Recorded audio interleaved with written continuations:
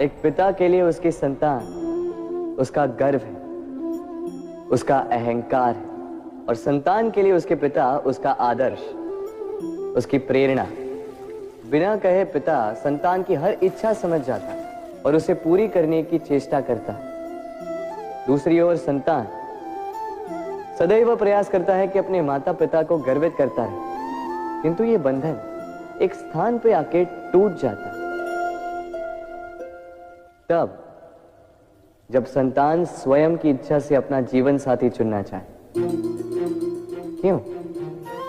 कारण है संवाद की कमी। जब बात आती है संतान के विवाह की, तो माता पिता सोचते हैं कि इसमें संतान से क्या पूछना, हम उसके लिए कुछ अनुचित तो चाहेंगे नहीं। और संतान का यह मानना होता है कि उसका भविष्य चुनना उसका अधिकार है। दोनों आपस में दुखी रहते हैं, किंतु बात कोई नहीं करता। होना यह चाहिए कि माता पिता को उसी स्नेह के साथ संतान की इच्छा समझ लेनी चाहिए और संतान को उसी विश्वास के साथ माता पिता को विश्वास में ले लेना चाहिए। एक बार संवाद करके देखिए, वर्तमान और भविष्य दोनों ठीक हो जाएंगे। हम में ऐसा कोई नहीं होगा जिसने वृक्षों को ना देखा, वृक्षों पे इन पक्षियों को ना देखा, इनके घोंसलों को ना देखा, इन पक्षियों को अपने छोटे छोटे बच्चों को भोजन कराते ना देखा। संसार का सबसे ममत्व वाला दृश्य होता है। चिड़िया दूर से अपनी चोंच में दाना भरकर लाती, स्वयं भोजन करने में असक्षम संतान की चोंच में डालती, स्वयं भूखी रहकर निस्वार्थ निश्चलता से। और जब संतान के पंख निकल आते हैं, वो उसे उड़ना सिखाती और उसके पश्चात उसे स्वतंत्र कर देती है अपना जीवन जीने के लिए, इस आकाश में उड़ान भरने के लिए। और हम मनुष्य क्या करते हैं? जिस संतान को हम पंछी की भांति पालते हैं, उसके पंख निकलते ही हम उसे बांध देते हैं, ये सोच के कि कहीं वो दूर उड़कर न चली जाए। ऐसा नहीं कि इस स्थिति में माता पिता को संतान से प्रेम नहीं है, अवश्य, किंतु इसमें प्रेम पर मोह भारी पड़ जाता है, जो स्वयं अपने और संतान के भविष्य के बीच में बाधा बन जाता है।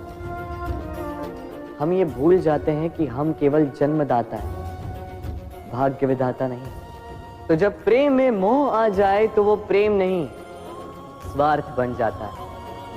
इसलिए प्रेम को पास रखिए और मोह को दूर, क्योंकि जिससे प्रेम करते हैं उसका विकास नहीं रोका करते।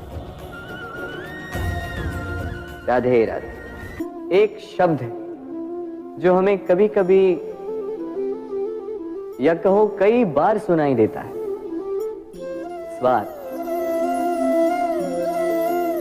वो व्यक्ति स्वार्थी है, उसने स्वार्थ में आके ये बुरा कर्म कर दिया, आदि इत्यादि। देखा जाए तो संसार स्वार्थ को पाप का मूल मानने लगा, परंतु क्या स्वार्थ सच में बुरा है? नहीं।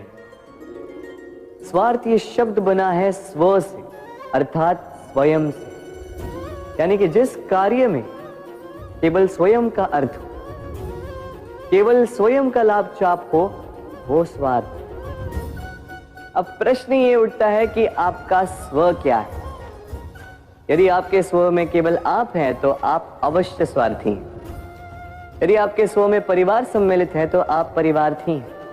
यदि आपके स्व में अन्य लोग सम्मिलित हैं तो आप परोपकारती हैं। और यदि आपके स्व में ये संसार सम्मिलित है तो आप परमार्थी हैं। तो अपने स्वार्थ से दूर ना जाएं, उसका विस्तार करें। अपने अस्तित्व का विस्तार करोगे तो ये स्वार्थ स्वयं ही परमार्थ में बदल जाएगा।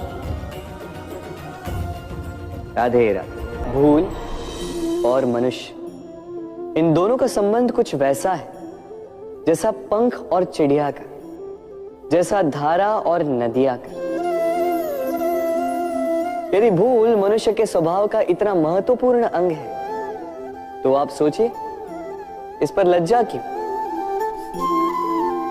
इस पर लज्जा करना ठीक है ही नहीं। वैसे देखा जाए तो भूल हमें स्वयं को और श्रेष्ठ बनाने का अवसर देती है, पहले से अच्छा प्रदर्शन करने की प्रेरणा देती है। अब कदाचित आप में से कुछ इस बात से सहमत नहीं हो, क्योंकि बहुतों की दृष्टि में भूल दोष को जन्म देती है, दोष अपराध को, और अपराध के लिए क्षमा नहीं, दंड मिलना चाहिए। किंतु क्या आपने कभी सोचा है कि ऐसा क्यों होता है? क्या कारण है इसका? इसका कारण है भूल स्वीकार करने से बचना। यदि आप कोई भूल करोगे और उसे स्वीकारोगे नहीं, तो वो भूल दोष में बदल जाएगी और वो दोष अपराध। तो साहस रखिए, अपनी भूल को स्वीकार करना अपनी भूल को सुधारने की दिशा में सबसे पहला कदम होता है। और स्मरण रखिएगा, यदि कुछ अपराध है तो वो है समय पे अपनी भूल ना स्वीकार। राधे राधे। इतना सुंदर पुस्तक है, सुंदर आवरण है, सजाए हुए पृष्ठ है।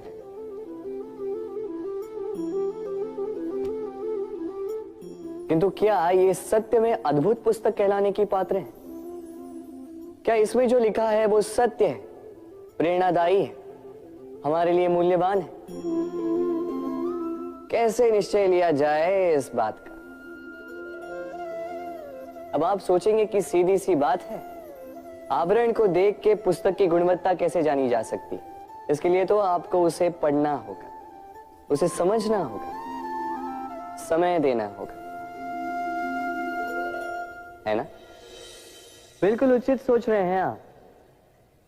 बस आश्चर्य की बात यह है कि पुस्तक के विषय में आप ये सारी बातें जानते हैं, किंतु किसी व्यक्ति के विषय में आप ये सारी बातें मन में नहीं लाते।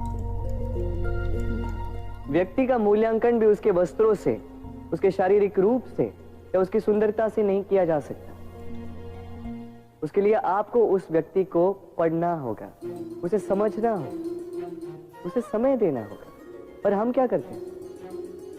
पहनावे, रंग, सुंदरता को देखकर आकर्षित हो जाते हैं, उसे प्रेम समझ बैठते हैं, और आए दिन कोई ना कोई ये कहते सुनाई देता है कि उसकी प्रेम कहानी सफल नहीं हो पाई, उसे छल मिला। किंतु इसमें दोष किसी और का नहीं, स्वयं आपका है। आपने उस व्यक्ति को समय नहीं दिया, आपने उस व्यक्ति के विचार नहीं परखे। प्रेम 2 क्षण में बनने वाला पकवान नहीं है, इसका स्वाद चखने के लिए आपको जीवन भर का समय देना पड़ेगा। तो समय दीजिए, एक दूसरे के रूप से नहीं, आत्मा से जुड़ी, निश्चित ही मन प्रसन्नता से कह उठेगा, राधे राधे। मनुष्य की सोच संसार का सबसे गहन या कहो सबसे कठिन भाव है। कब क्या होने के पश्चात ये मन क्या सोच बैठेगा, ये कहना असंभव है। और यही सोच कई बार हमारे मन में हीन की भावना ले आती है। हम सदा हमसे ऊपर की श्रेणी के व्यक्तियों को देखते हैं, उनके जीवन का विश्लेषण करते हैं, और फिर स्वयं को हीन समझ लेते हैं। इसके पास इतना धन है, इसके पास कितना बल है, और मेरे पास कुछ भी नहीं। मैं कितना हीन व्यक्ति हूं, संसार के लिए मैं कुछ भी नहीं।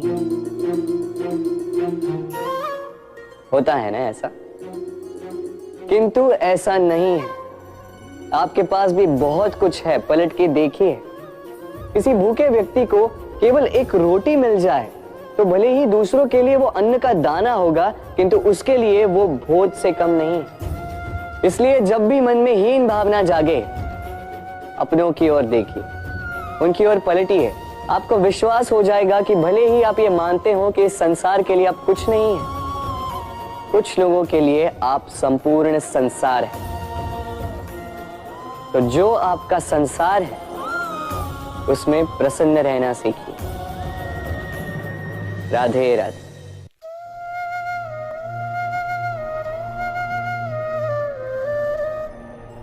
असमंजस में होंगे ना कि मैं क्या कर रहा हूं, क्या लिख रहा हूं। देखना चाहेंगे? अब आप सोच रहे होंगे कि मैं माटी पे माटी क्यों लिख रहा हूं। इसके पीछे एक बड़ा कारण है, किंतु वो बताने से पूर्व तनिक मुझे पानी पे पानी तो लिखने दीजिए।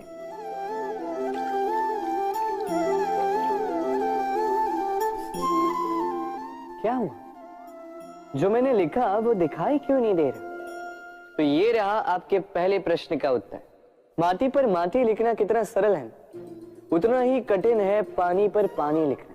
संबंध भी कुछ इसी प्रकार होते हैं। बनाते समय माटी पर लिखने जितने सरल और निभाते समय पानी पर लिखने जितने कठिन। अब प्रश्न ये उठता है कि पानी पे लिखा कैसे जाए।